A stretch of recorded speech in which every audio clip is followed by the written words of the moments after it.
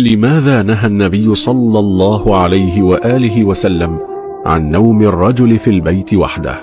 فقد ورد عن رسول الله صلى الله عليه وسلم النهي عن مبيت الرجل وحده في بيته. ففي مسند أحمد من حديث ابن عمر رضي الله عنهما أن النبي صلى الله عليه وسلم نهى عن الوحدة، أن يبيت الرجل وحده أو يسافر وحده. فعن أبي الزبير عن جابر رضي الله عنهما قال رسول الله صلى الله عليه وسلم: لو يعلم الناس ما في الوحدة ما سار راكب بليل أبدا ولا نام رجل في بيت وحده.